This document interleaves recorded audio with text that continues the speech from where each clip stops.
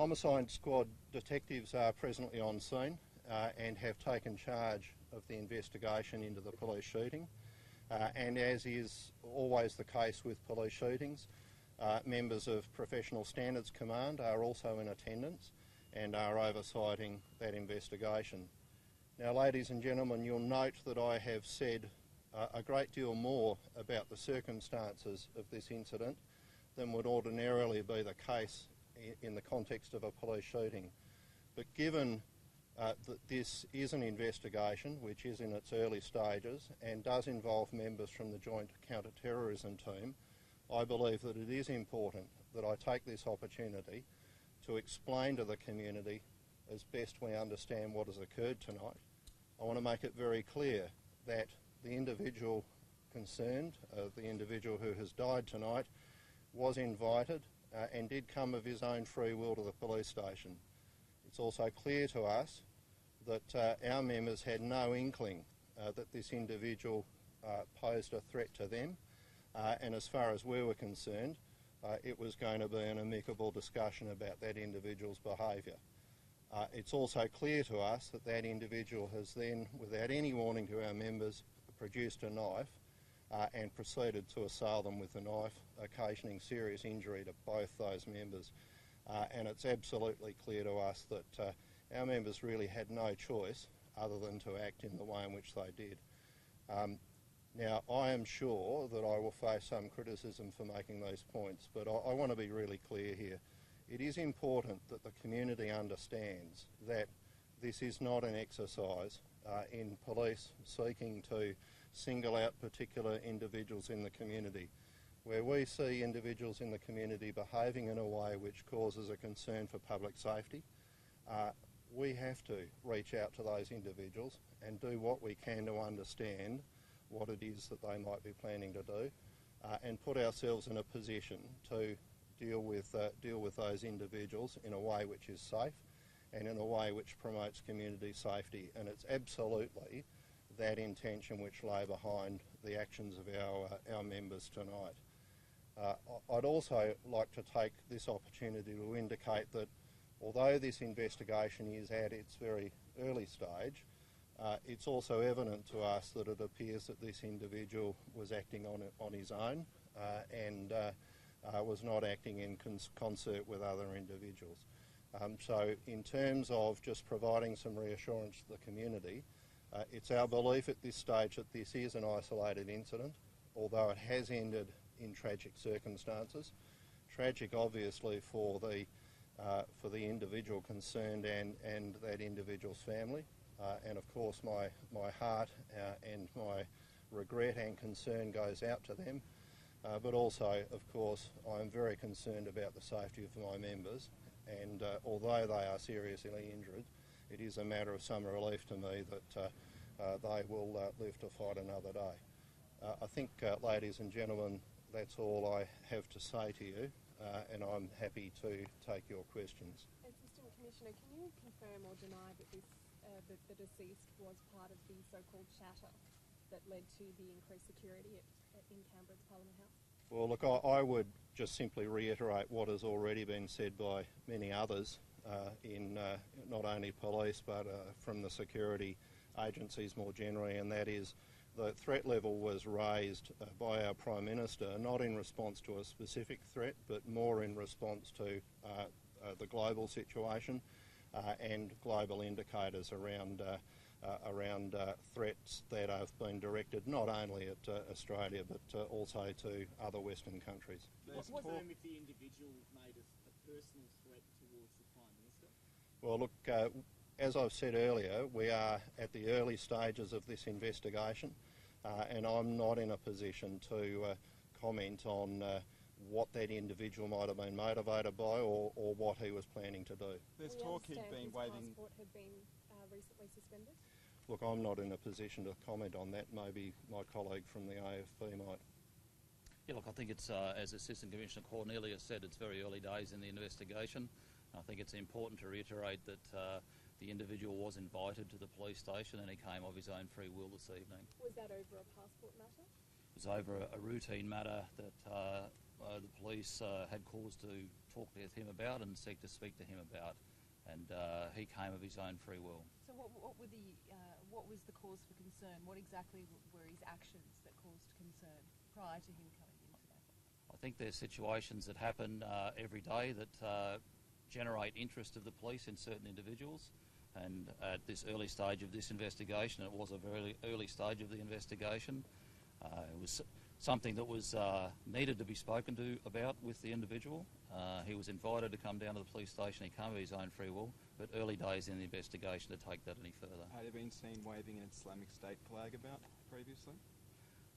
There is intelligence to suggest that that incident may have happened, but still confirming all the details to bring the links together on that incident. Had he been monitored for some time?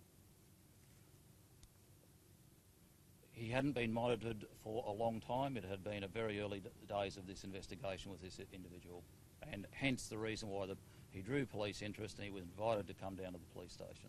Was that days, weeks or months that you've been dealing with this individual? A very, very, very short time.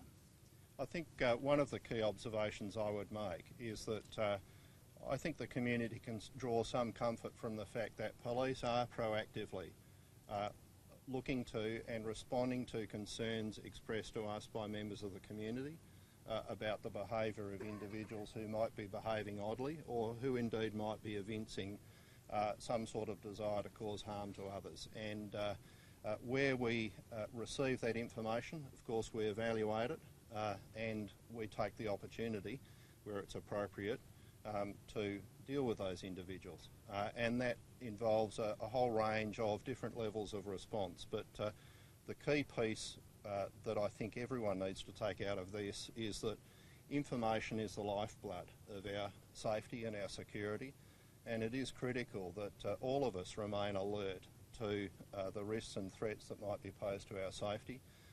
And if something doesn't look right, then you should call it and contact Crime Stoppers on 1800 333 000 and make sure that the authorities are seized of the information they need to help keep Victoria and Australians more generally safe. So was this person planning an attack on Australian soil? Look, as we've said, it's very early in the investigation. We respond to a whole range of information that we receive. And the bottom line here is that in this case we've taken the opportunity to reach out to this individual and have a discussion with him. It has ended in tragic circumstances, but the key piece that we take out of this obviously is that it appears at this stage that he was acting on his own and obviously poses no further threat. So was his passport recently cancelled? Part of an ongoing investigation that has just commenced. As I said before, it was very important that we follow up on information, very important that we spoke to this individual and he was invited to come down. And as I understand it, the incident took place in the course of normal greetings. So meeting with the individual, shaking hands, introducing, and then the incident unfolded. Did the incident take place inside the police station or outside the police station? So as best we understand it, the incident, both the offer of violence from the deceased to our police members and then the discharge of the police firearm occurred outside of the police station. Are you able to reveal his name? No, I'm not in a position to reveal his name. And so he came here on his own? He didn't come with anyone when he He attended the police station on his own. Why is the bomb squad involved? Well, whenever we process a crime scene and wherever we deal with individuals who have clearly meant to cause harm to police, we go to exceptional lengths to ensure that the crime scene is safe. And there was no indication in this case that there was a bomb threat, but to be absolutely safe, of course, you would expect us to process the scene using all of the tools that we have available to us. And look, it's common sense.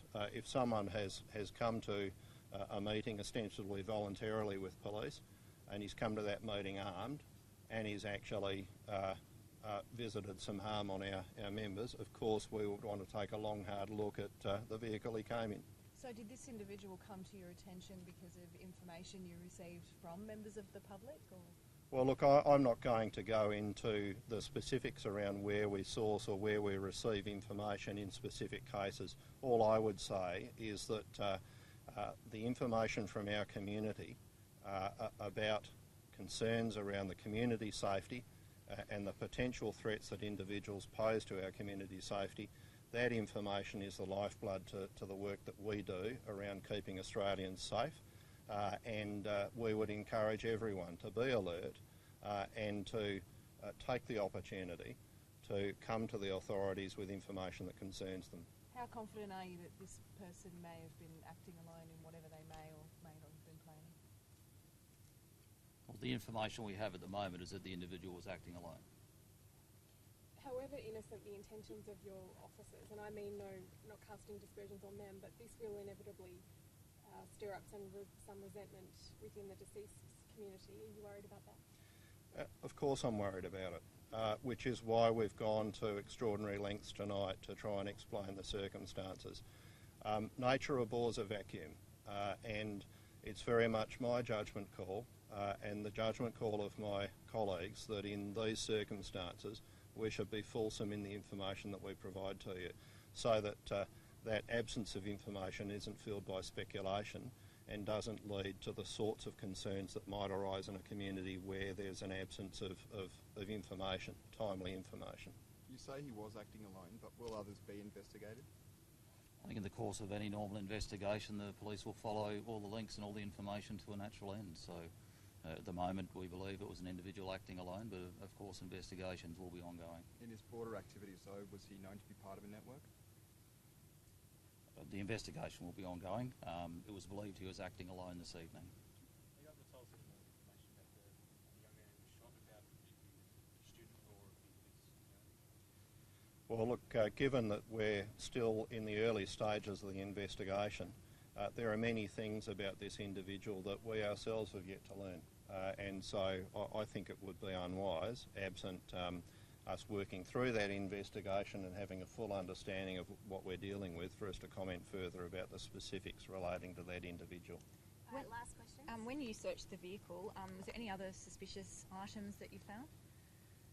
Well, look, I've not been briefed about that, and the processing of the crime scene is ongoing, and you can expect it will take some time. Are you able to say when his passport had to be looked at, whether it be suspended or cancelled? Sorry, it's just, again, it's very early days in the investigation. Lots of work still to be done. Sorry. You know, it's an unfolding event, and as Assistant Commissioner Cornelia said, in terms of divulging any information about the individual, this was very embryonic days, yeah? Okay, that's it.